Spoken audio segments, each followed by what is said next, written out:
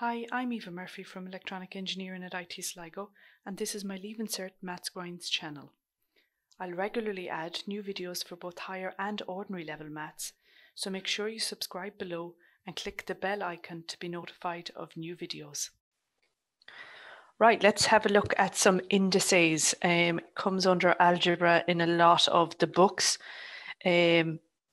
So we've just taken a few of different questions on indices to allow us to use the rules of indices.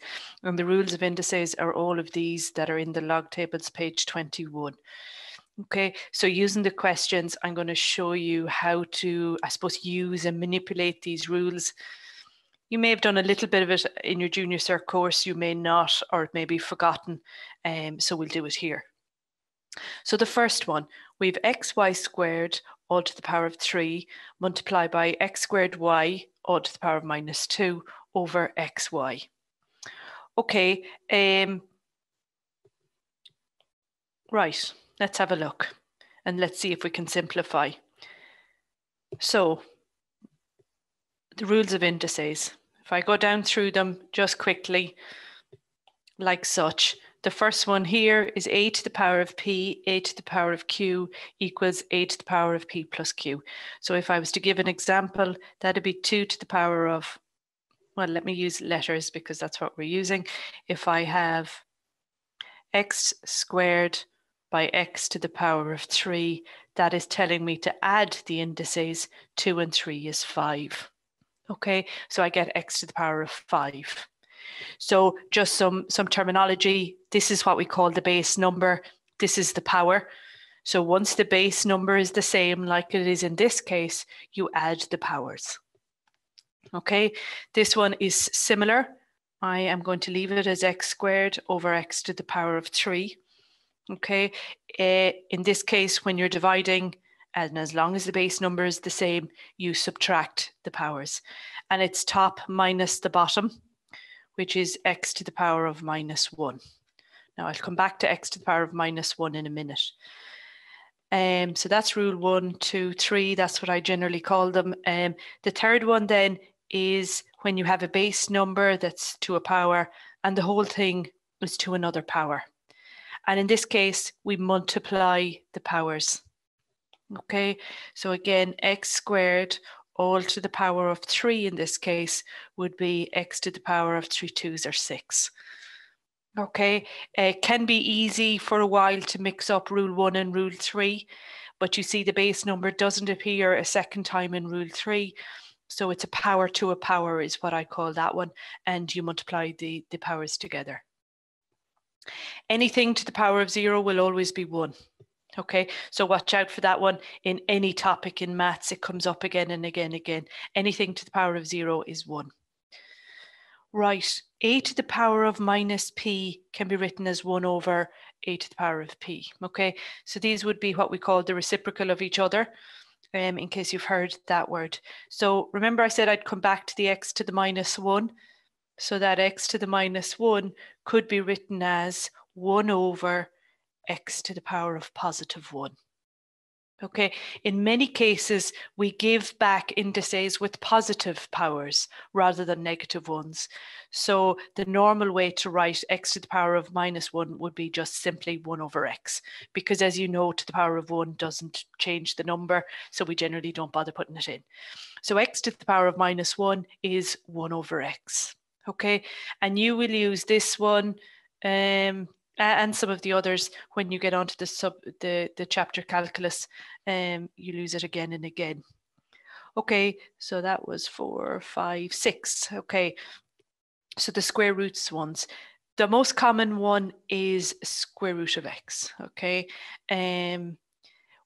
that square root sign that you know and you know very well actually has what I call a silent 2 written there. And that's why square root is the opposite of x squared, okay? It's 2 root. We just don't normally put in that squared, okay? So how could I write the square root of x? Well, if I put in that 2 just for this question, you see my q is 2. So I could write it as a is the number under the square root sign, x to the power of 1 over 2. Okay, so I don't learn these rules off by heart. Yes, at this stage I know them, but I map. So if I get square root of a number, okay, so for example, if I had 4 root p, for example, okay, I compare it to the right-hand side of this rule, and you can see your a is p, so it's p to the power, and your q is 4, so it's 1 over 4. Okay, so you don't have to learn the rules off by heart. You don't have to learn each particular one, but you have to be really comfortable mapping between left and right of these rules. Okay, let's take it a step further. You could have, for example, I'll write one here. I could have 3 root x to the power of 5. Now, how could I write that as an indice, and that means not with the square root sign? Well, you do it like this. So my a, if I look at it, my base number in my one is x, and it's to the power of p over q. So p is the one on the center, so it's 5 in my case. Q is the one on the outside, that goes on the bottom. So it is 5 over 3. Okay, it's not really a different rule to this one. So you can see here, a was to the power of 1. So my p in this case, can you see that? My p is 1, and that's what went on top here. It's just, again, we don't put in the 1, so it doesn't appear that we have a p term in this one. So that's why they've written it out as two rules. And it can also be written in a different format if you so need. So q goes on the inside, which is the number on the bottom, and p goes on the outside. And you just map that. I don't know that one off by heart because I don't use it often enough, but map it from here to here and you're fine. Okay, and then the last 2 rules, when you have something inside a bracket to a power, you can split up the bracket and each piece is to that power. So for example, if I had xy to the power of 3, I could write that as x cubed, y cubed, just like that. Okay, and in certain cases, it is easier to do that. And the same, of course, with the division, that can be x cubed over y cubed. Okay, so in the indices chapter, especially in the first questions I'm going to do with you, it is exactly this that we do. We just have multiple rules in the one question.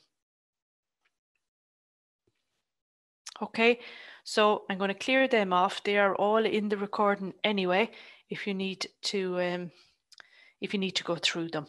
So you look at each piece then and you see, well, what rule does it look like? So I have xy squared all to the power of 3. So you could do it a couple of ways. You could invoke this rule, which is probably the easier one to use. Okay, and if it'll let me, I'm going to bring these rules onto the page so we're not flicking over and back all the time. If I can select them.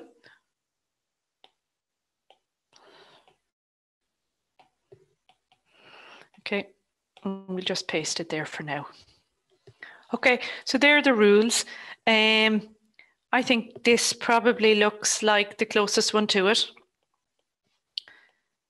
Okay, could also be this one. That's why I'm hesitating a little bit. So it's somewhere between those two. Okay, a power to a power. So I'm going to do this one first down the bottom. So this would be x to the power of 3, y squared to the power of 3. That's about all I can do with that one. Okay, multiply by, I'm going to do it again, x squared to the power of minus 2, y to the power of minus 2 over xy. Okay, be careful you don't mix up your multiplied sign and your x's, because here mine look the exact same. Okay, so then let's use this rule here now to simplify these ones. Okay, so we have x3. There's not too much I can do with that for now.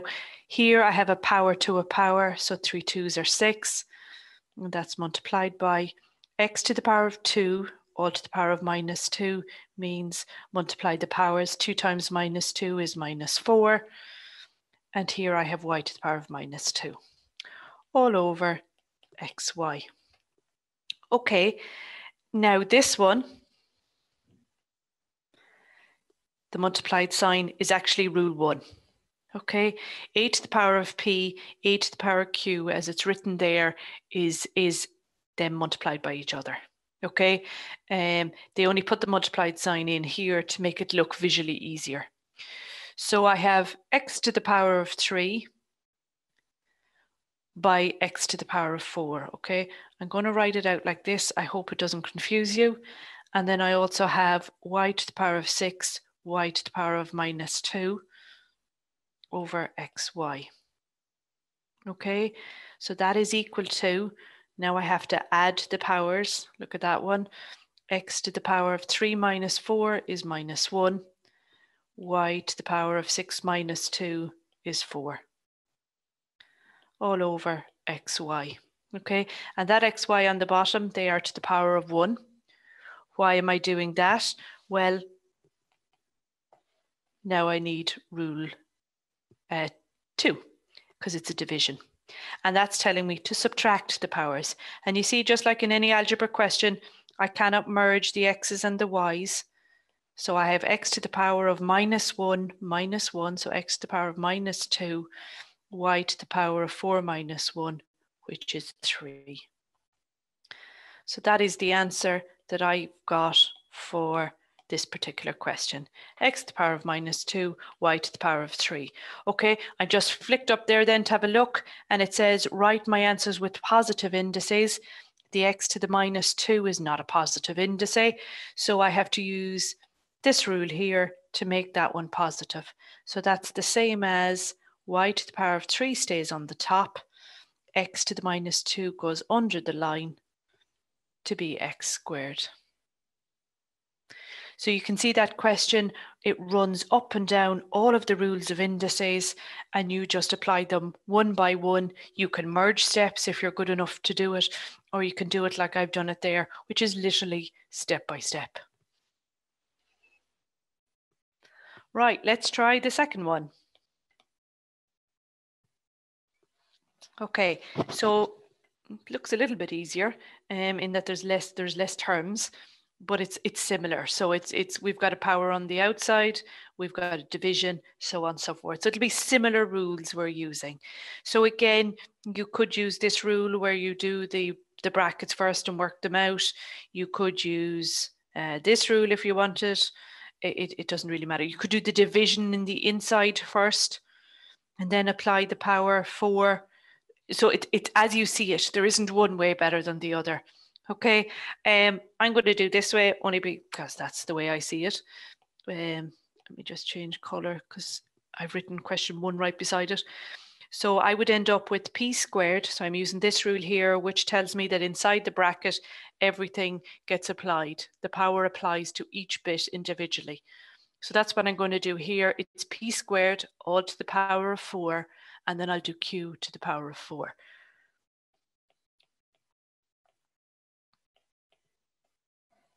Okay, and then on the bottom, you can see the big brackets go around the whole thing.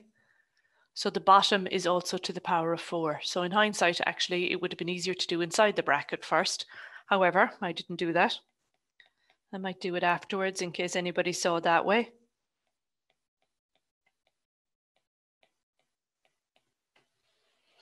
Okay, then I'm going to use this rule here to resolve power to a power, where I've got multiple powers like here, power to a power. So I'll end up with p, 2 4s are 8, q to the power of 4. P to the minus 1, I'm multiplying the powers because that's what that rule 3 tells me. And I get p to the minus 4, and I'll get q to the power of 4 3s are 12. Okay, then now I'm going to use rule 2, which is division. I can't merge P's and Q's, they have to stay separate, but it's telling me to subtract the indices, okay? And if you're in doubt, if there's minuses floating around the place, it's no harm to write it out the long way. So it's always top minus the bottom, okay? And it'll be Q top minus the bottom. Nothing wrong with doing that. It's just an extra line. And I'll have 8 minus minus, and minus minus the plus 8, 9, 10, 11, 12. Q to the power of 4 minus 12 is minus 8. And again, I have to write them with positive powers. So it'll be P to the power of 12 over Q is the one this time that goes under the line using this rule here. Okay, and it might be a bit confusing how I'm doing this. I could write it like this. P to the power of 12 multiplied by 1 over Q to the power of 8. Okay, maybe that makes more sense. That's an 8 on the bottom. Maybe that makes more sense where that came out of, because I suppose I did it all in one jump here. So that's the P to the power of 12. That's the Q to the minus 8 being 1 over Q to the 8. And then what you do when you're multiplying fractions is it's top by top. So that's where I get my P to the 12 on the top, and then bottom. There's nothing on the bottom there. So it's just Q to the 8 on the bottom. Okay, or you can see I do that all in one step to here, like I did here. So whichever you're comfortable with, again, it doesn't matter. You find your way and you do it. Okay, let me just move the rules. Maybe over to there. Okay, and let's have a look at question 3. There's a bit more room. Okay. A root B all to the power of minus 3 over the square root of a to the power of 3b. Okay, so this is the one that has the square root sign in it. And you know what? I'm going to move it on to a new page just to give us a bit of room, because it's the first one with the square root sign, and I just want to show you the rules. And we'll bring the rules as well.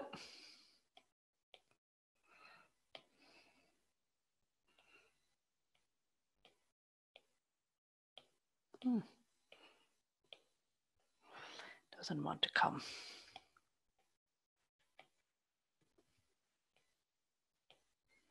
Okay. Right, so let's have a look at this one. Okay, so it's the first one with the square root sign, which we're down here. So just a regular square root sign is the same as 2 root b. Okay, which using this rule here would be b to the power of a half. Okay. The square root signs are probably the harder ones. So if I was to write the top, then I could write it as a b to the power of a half using what we have here. And that is all to the power of minus 3 over, now see the way the square root sign goes over both terms. So therefore that goes in a bracket to the same power of a half. So the square root sign is always power of a half. Okay, and now it's starting to look like the two we did over here, which was brackets and a power on the outside of it all. So just like before, I'm going to use this rule here so that I get a to the power of minus 3 b to the power of a half to the power of minus 3 over a to the power of 3 to the power of a half b to the power of a half. Okay, and I don't overthink it. I literally just took each term and let it be to the other power like so without overthinking it. Okay, and then you resolve it just like any algebra question. You get rid of the brackets. So I have a to the power of minus 3. I'm going to use this rule here, which is power to a power. so that I get b to the power, and you can use your calculator if you want, but it's top by top, so minus 3 by 1 is minus 3 over 2, over a to the power of 3 to a half is a to the power of 3 over 2, over just b to the power of a half. Okay, and when you have the terms written as just the base number to a single power, you're then ready to divide it down. Okay, so I'm going to use the second rule here now, division, and then it's a to the power of minus 3 over 2, so I'm subtracting the powers, b to the power of top minus the bottom. Okay, I'm not even going to try and do this one in my head. Minus 3 over 2. So I have a to the power of minus 9 over 2, b to the power of, presume that's minus 2. Okay, we need to write it as positive powers.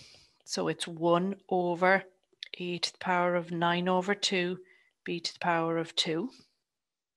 Okay, so you can see once you swing below the line, these negative ones become positive. Okay, or if you bring ones under the line above, they become negative. Right, can we do anything with 9 over 2? We probably can with this rule if we want to write it back in square root signs. And to be honest, if this was an exam question, I would give it back in square root signs because the original question used square root signs. So that's 1 over, so Q is the number on the bottom. So it's 2 root a to the power of 9. I hope that makes sense, by b squared. Okay, and that's about as simplified as that one can get, I think. Yeah, I think so. So either that or that would be an acceptable answer. Okay, now let's try another one. A to the power of quarter by a to the power of minus 1 over 4. So let's take our rules with us. Okay, so that just looks like the top one. So it's relatively straightforward. And I'm going to add the powers. So the base number is the same. Don't confuse it with this one. You know it's the top rule when the base number appears twice. So you see you've a and a.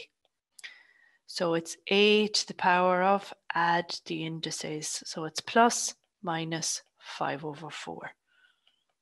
Okay, and you can do it in your head, or you can let your calculator do the work, whichever you are comfortable with.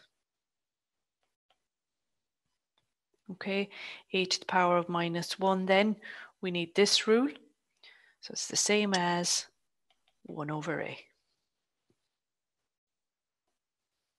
Okay, so that was perhaps the easiest one so far. Okay, let me try question 5.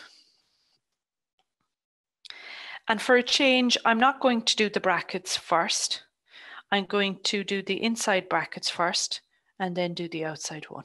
Okay, which in fact I think is the easier way to do it, but not the way I've been doing it so far. So just to change it up a bit in case that's the way your brain sees it, like I said, it doesn't matter which rule is first.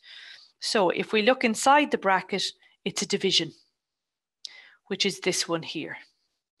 So I end up with y to the power of minus 2 minus the bottom, all to the power of 2/3. Okay, if it's division, it tells you to subtract the indices. So that's why I have minus 2, so it's top minus the bottom.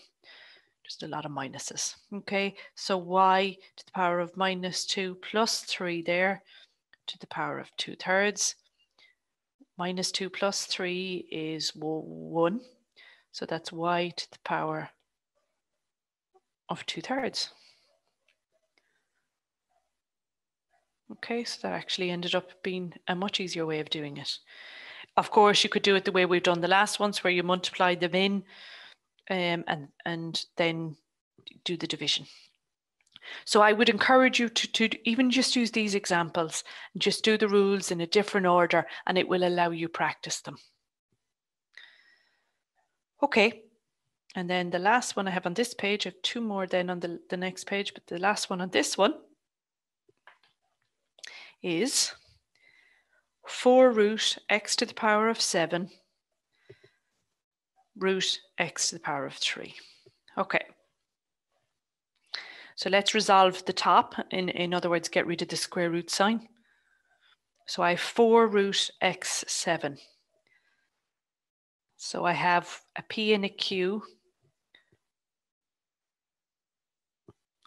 in this case. So it's the base number to p over q. Okay, so it's the base number to p, and p is the one on the inside, over q. And the bottom one, again, if I put my little 2 there, okay, it's the base number to the inside one over the outside one. Okay, I hope that's okay. Then it's a straightforward division of indices. The base number is the same, so it's top minus the bottom. So it's 7 over 4 minus 3 over 2, and it's a quarter. That's it if you want, or of course you could write it using a square root sign using this rule. It would be the same as 4 root x. All right, so whichever way you want to give that answer in. The reason I'm giving you both is this question said with positive indices, so in fact that's the answer they're looking for in a test or an exam. They may say in a certain format, such as this question. You can see it tells you sometimes in the question what type of format they want the answer in. So it's good when you're practicing them to hop between indices and square roots. Okay, and then 2 more, just like so.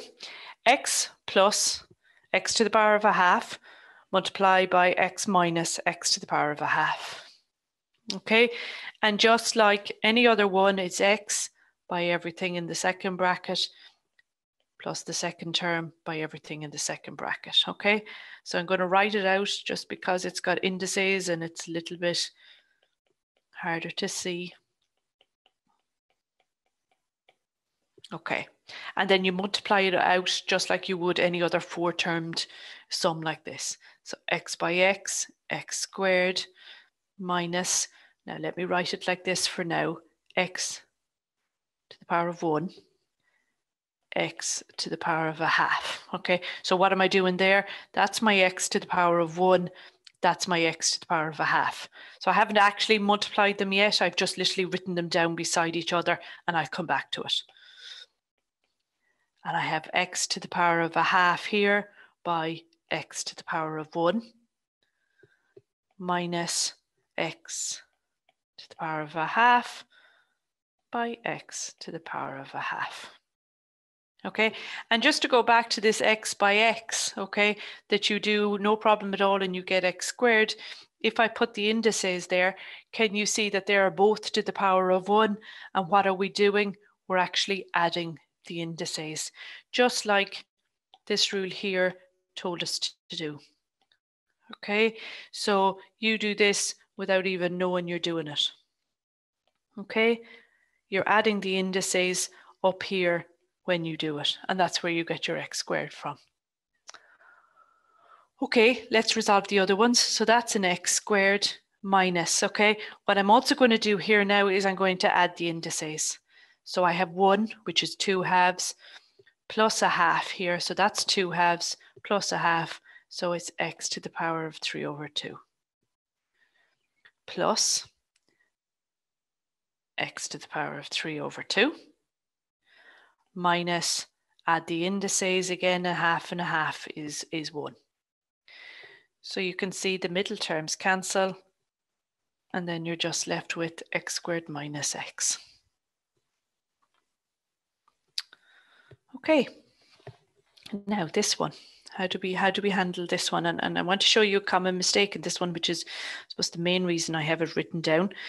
Okay, so you see in this one you have root x and then root x cubed. Okay, now you can't use this rule for this particular one. So let me go one step further.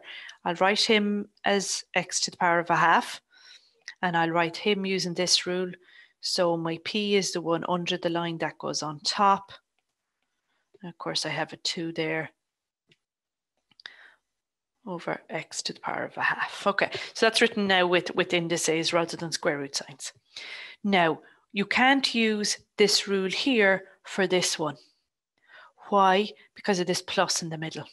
This only works when the two terms are multiplied by each other. Okay, so that's important. When you see the plus, that rule doesn't work like how you've written it, okay? So you've got to be a little bit careful of that one. So what do you do instead? Well, just like any fraction, so if I had 3 plus 2 over 5, are you okay that I could write that as 3/5 plus 2/5? Okay, in other words, you can break the top up and put each part over 5. Okay, that's what we would do with any type of a fraction. So that's what we do here. So it's the first bit, x to the power of a half over x to the power of a half, plus x to the power of 3 over 2 over x to the power of a half. So just like here, I put the denominator under each part separately, I did it here. And why do I do that? Well, then it at least allows me to use rule 2 and simplify it a bit. Now this one here, again, if you spot it, it's an easy one because any number over itself is 1. X over x is 1. So as long as top and bottom are the same, you're going to get 1. Well, I have x to the power of a half over x to the power of a half, so that's going to be 1. Plus, okay, and if you didn't see that, okay, if you didn't see that was 1, what you would end up doing is, I'll do it over here, you will go top minus the bottom, okay? So a half minus a half is 0, and anything to the power of 0 is 1. Okay, see that 1, 2, 3, 4th rule down. Okay, so either of those ways you're going to get to 1. And then this one is x to the power of top minus the bottom. And 3 over 2 minus a half is 2 over 2, which is 1. So your answer is 1 plus x. So hopefully those 8 examples gives you a feel for the rules of indices. If you've enjoyed this video, then why not join us in IT Sligo and use maths in practice. In conjunction with industry, we've designed an exciting new program in electronics and self-driving technologies, which uses cutting-edge techniques such as artificial intelligence, computer vision, and virtual and augmented reality. You'll need a H5 in maths to qualify. Check out the link below.